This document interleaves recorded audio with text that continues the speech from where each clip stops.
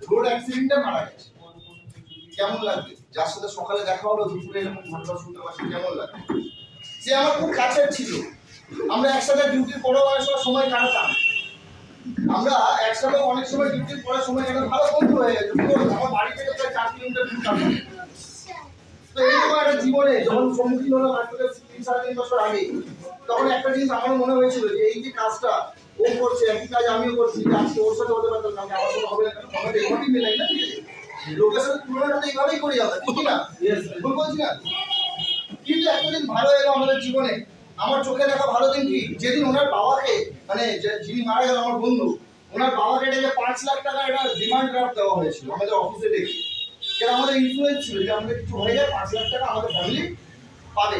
আর আমরা যতটা স্টাফ ছিলাম, সবাই স্টাফ আমাদের স্যালারির অর্ধেক টাকা, যার যেরকম সামর্থ্য ছিল সেই অনুযায়ী অর্ধেক টাকা যার যেরকম সামর্থ্য অনুযায়ী দিয়ে প্রায় 2 লাখ টাকা আরো আমরা জোগাড় করেছিলাম, মানে মোট 5-7 লাখ টাকা।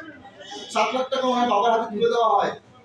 7 লাখ টাকা তুলে দিয়ে সেদিন আমাদের কোনো কাজ হয়নি, আমরা বাড়ি ফিরে গেছিলাম। বাড়ি ফিরে যাওয়ার পরে একটাই জিনিস ভাবছিলাম যে 7 লাখ টাকা যদি এইখানে রেখে দেওয়া হয় কারোর সামনে, মনে হয় প্রচুর টাকা, তাই না? 7 লাখ টাকা অনেক টাকা। 7 লাখ টাকা এখন যদি কবে যে 7 লাখ টাকা কি করবেন, তো অনেকগুলো লিস্ট বেরোবে, আমি এই করবো, আমি ওই করবো, কেউ বলে গাড়ি কিনবো, কেউ বলে জেনারেট করবো, কেউ বলে বাড়ি করবো।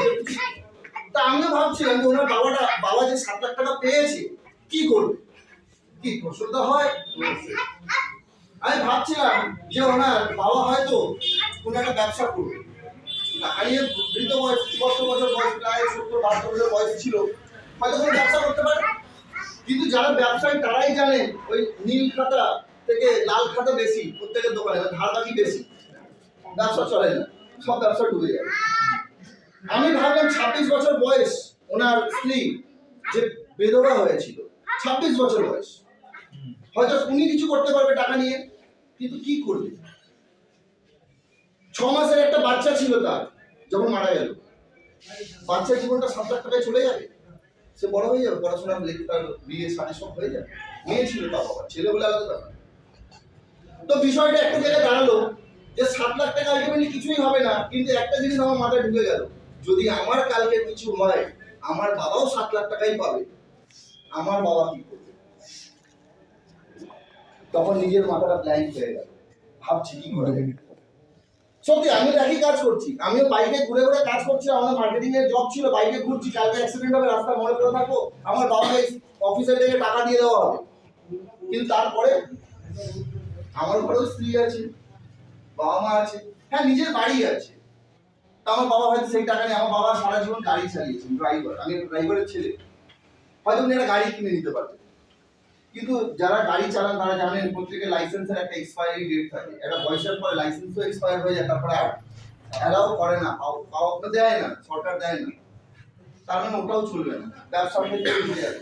তাহলে আমার একটা সিদ্ধান্ত নিয়েছিলাম যে আমি এমন কোনো কাজ করব যে কাজের মধ্যে আমি থাকি বা না থাকি আমার পরিবার কিন্তু ভালো থাকবে। আর এমন কাজ করতে গেলে একটাই উদ্দেশ্য, গোড়া যদি বলি সব গাছের গোড়া একটা জায়গাতেই টাকা, টাকা লাগবে, যে টাকা থাকে তাহলে কোনো সমস্যা আমাদের জীবনে থাকবে না।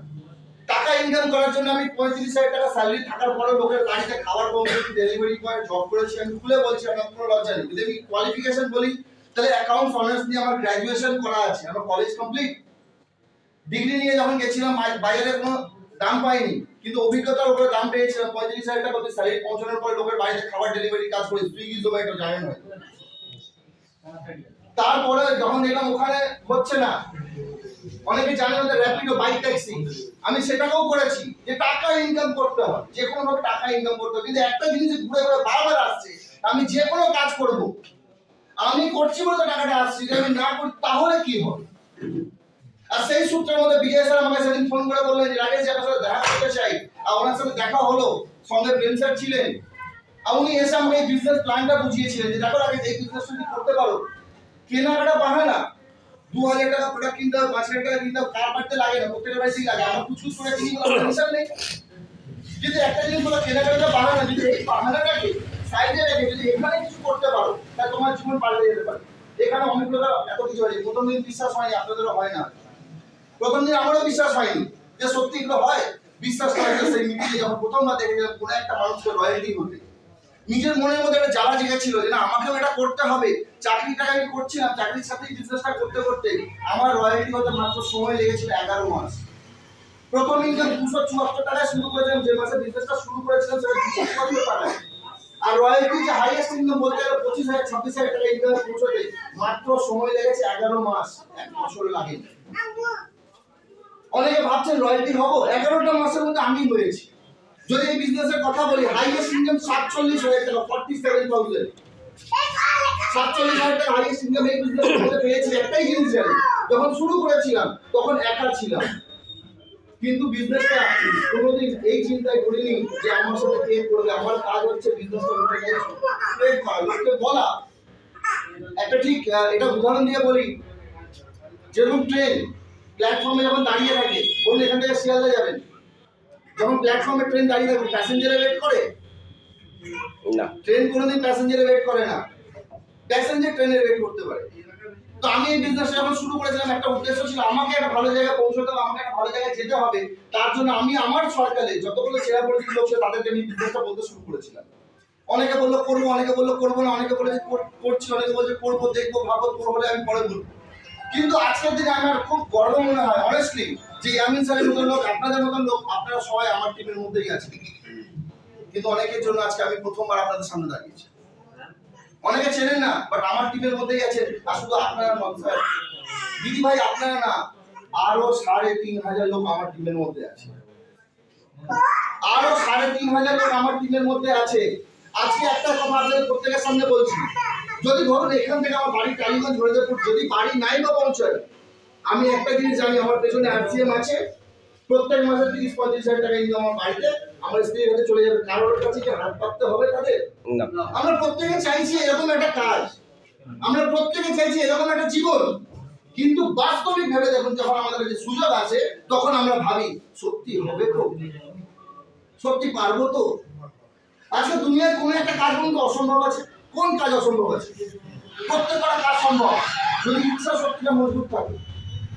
যদি ইচ্ছা শক্তি আপনার মজবুত থাকে, প্রত্যেকটা কাজ সম্ভব। কিন্তু একটা জিনিস আপনাকে মজবুত হতে হবে, শিখতে হবে, বুঝতে হবে, জানতে হবে। আজকে যদি আমরা এই বিজনেসটা, যদি এই প্রোডাক্টটা বিএসআর বললেন, খুব সুন্দরভাবে উনি শেয়ার করলেন, যদি এই প্রোডাক্টের নলেজ আপনার কাছে থাকে, আমি প্রত্যেক দিদি ভাইকেই বলছি যে এই প্রোডাক্টটা কিসে লাগে, কোন কাজে লাগে, তাহলে আপনি চলতে ফিরতে সবাইকে দিতে পারবেন। আপনি 100টা মহিলাকে নিয়ে আসুন, যদি টেস্ট করে দেখেন 99টা মহিলার গায়ে রক্ত কম আছে, সেটাকে পূরণ করে আমাদের নিউট্রিচার ওমেন। আপনার হাজবেন্ড, আপনার ছেলে পর যদি পুরুষ ঝিমিয়ে যাচ্ছে, সারাদিন কাজ করার পরে এনার্জি থাকে না, বাড়িতে এসে ঘুমিয়ে পড়ছে, আপনি তাকে নিউট্রিচার ম্যান দিতে শুরু করুন। কেন? 33খানা ভিটামিনস এর মধ্যে দেওয়া আছে। আজকে যদি আমি বলি এই প্রোডাক্ট, তাও আমি আবার বলছি প্রোডাক্ট বাহানা। প্রত্যেকে চাইছে এমন একটা জীবন যেখানে আমার পরিবার সুখে থাকে। যদি একটা প্রশ্ন প্রত্যেকটা পুরুষদের উদ্দেশ্যে যদি বলি, যে ভেবে দেখুন আমাদের পরিবার খুব সুখে থাকে, তাই না স্যার? রাত্রি 2টার সময় 3টার সময় আমি একটা ভিডিওতে শুনেছিলাম, কথাটা আমার মনে হয়েছিল, আমি আজকে শেয়ার করছি। 2-3টার সময় রাত্রিবেলা উঠে দেখুন আপনার পরিবার সত্যি নিশ্চিন্তে ঘুমায়। কেন? গার্জেন আছে।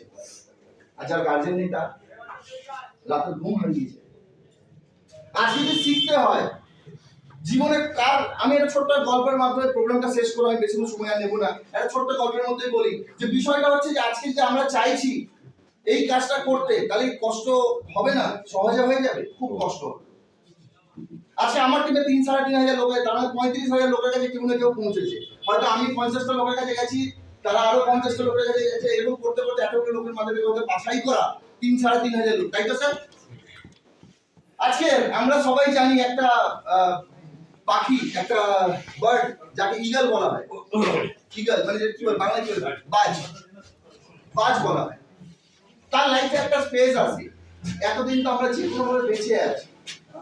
ওই বাজ যখন তার বয়স 30 বছর পেরিয়ে যায়, তার জীবনে একটা সময় থাকে যখন তার ডানা অনেক ভারী, সে আকাশে উঠতে পারে না, তার নখগুলো বেঁকে যায়, সে শিকার করতে পারে না, সে এতটাই কমজোর হয়ে যায় যে তার খাবার সে জোগাড় করতে পারে না। তখন তার কাছে দুটো অপশন থাকে, হয় মরে যাও, আর নয় নতুন ভাবে কিছু চিন্তা ভাবনা করে।